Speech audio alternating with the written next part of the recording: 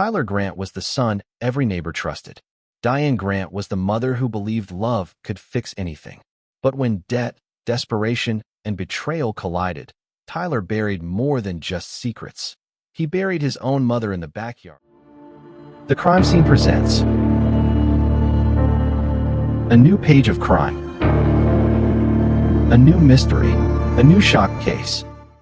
Tyler Grant had everyone fooled. In his quiet Ohio neighborhood, he was the guy who mowed his mom's lawn, waved at the mailman, and helped old ladies carry groceries. People thought he was a good son, maybe even too good. His mother, Diane, was a retired schoolteacher with a soft voice and a big heart. She'd raised Tyler alone after his dad skipped town, and she never stopped believing he'd turn out all right. But behind the smiles and Sunday dinners, Tyler was living a double life. He was drowning in debt, credit cards maxed out, payday loans stacking up, and a gambling addiction that had him chasing losses like a dog chasing its tail. Diane had bailed him out before, once, twice, even 3 times. She dipped into her savings, sold off jewelry, and even cashed out part of her pension. But Tyler didn't stop. He just got better at hiding it. When Diane found out he'd taken out a second mortgage on her house without telling her, something snapped. She threatened to cut him off, report the fraud, and make sure he never touched another dime. Tyler panicked. He couldn't afford to lose his lifeline. That's when the idea hit him, not out of rage, but out of cold calculation. If Diane was gone, the house was his. Her life insurance would pay off his debts. He'd be free. He started planning, watching crime shows, Googling ways to make someone disappear. He cleaned the garage, bought supplies, and rehearsed his story. To the outside world, he was still the perfect son. But inside, he was already gone. Diane had no clue her own child was plotting her end. She still made him breakfast, still kissed his forehead, still believed in him. It was the kind of night nobody noticed. Quiet, rainy, nothing unusual. Diane Grant had a routine. She'd take short walks around the block, even when the weather wasn't great. So when Tyler told police she'd gone out and never came back, it didn't sound too wild. He said she probably slipped, got lost, or maybe someone snatched her. He posted about it online, joined the search party, even handed out flyers. People praised him for staying strong. But something about his calm felt off. Neighbors started whispering. Tyler had cleaned the garage at 2 a.m. the night Diane disappeared. Not just tidied up, scrubbed it down, bleached the floor, tossed out old rugs. Said he was decluttering. But Diane's phone was found in the trash bin behind the house, stripped of its battery. Her purse was still inside. Her car hadn't moved. And the security cam on the neighbor's porch? It showed Diane never left the house that night. Detectives started poking around. Tyler's story had holes. He said he'd been asleep, but his phone pinged a tower across town at 3 a.m. He claimed Diane had been acting strange, maybe depressed. But her friends said she was fine, happy even. She'd just booked a trip to visit her sister in Florida. She was planning to repaint the kitchen. She wasn't going anywhere dark. The cops searched the house again. No blood, no signs of a fight. But the garage smelled like bleach, and the drain had traces of something reddish.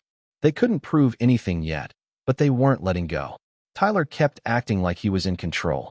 He wore clean clothes, smiled for cameras, and told reporters he just wanted his mom home. 2 weeks before Diane vanished, Tyler made a move that raised red flags the moment investigators saw it. He took out a life insurance policy on his mother, $250,000 payout, with himself listed as the sole beneficiary. The signature was forged, the paperwork rushed, and the timing couldn't have been worse. Diane had no idea. She'd never agreed to it. But Tyler was desperate, and in his mind, this was the final piece of the puzzle. Detectives started connecting dots. Tyler's bank account was nearly empty, but he'd recently made purchases that didn't match his broke status. A new phone, expensive clothes, even a down payment on a used car. He was spending like the money was already his. Then came the hardware store receipt, duct tape, gloves, a tarp, and bleach. All bought within days of Diane's disappearance. Surveillance footage confirmed it. Tyler walked in alone, paid in cash, and left without saying a word. The insurance company flagged the policy as suspicious. Investigators dug deeper and found Tyler had tried to take out a second policy just days before the first one was approved. He was doubling down, betting on a payout that hadn't even been earned. It was clear he wasn't just covering his tracks. He was building a trap. Still, there was no body, no weapon, no confession. Tyler kept his cool, thinking he'd outsmarted everyone. He gave interviews, smiled for cameras, and told reporters he just wanted closure. But behind the scenes, the walls were closing in. Every receipt, every search history, every deleted message was being pulled back into the light. He thought he was ahead of the game, thought the lack of a body meant freedom. 3 months passed with no sign of Diane, and the case was starting to cool. Tyler kept up the act, posting tributes, attending church, even organizing a candlelight vigil. He played the grieving son so well, some folks started believing maybe he really was innocent. But then, something unexpected happened. A neighbor's dog got loose and started digging near the back fence of Tyler's yard. What it uncovered would blow the whole case wide open. Buried under 2 feet of soil was a tarp-wrapped body, badly decomposed, but still wearing a faded pink sweater Diane was known to wear. The smell hit first, then the sight. Police were called immediately. Forensics confirmed it was Diane. Dental records matched. Her body had been hidden just feet away from where Tyler hosted barbecues and smiled for cameras. The illusion shattered. Investigators swarmed the property. They found blood traces in the garage, tucked beneath a loose floorboard Tyler had missed. The bleach had masked the surface, but not the deep soak. The duct tape used to bind Diane's body matched the roll found in Tyler's car. His fingerprints were on the tarp. The gloves he bought were still in the trash bin, stained and torn. It was a mess of evidence, sloppy, panicked, and damning. Tyler was arrested that same night. He didn't resist, just stared blankly as they cuffed him. The neighbors watched in silence, stunned that the man they'd trusted had buried his own mother in plain sight. The media swarmed the scene. Headlines lit up with phrases like backyard grave and son of deception. The case flipped overnight. What had been a slow burn turned into a wildfire. Tyler's calm demeanor was now seen as cold calculation. His interviews replayed with new meaning. The grieving son was gone. Tyler's trial became the biggest event the town had seen in years. Reporters lined the courthouse steps, neighbors packed the gallery, and Diane's family sat front row, silent but burning with grief. Tyler walked in wearing a suit, clean-shaven, trying to look like the misunderstood son. But the evidence told a different story. The prosecution laid it all out: insurance fraud, forged documents, surveillance footage, the backyard grave, and the blood in the garage. It was a timeline of betrayal, greed, and murder. Tyler pled not guilty, claiming someone else had framed him.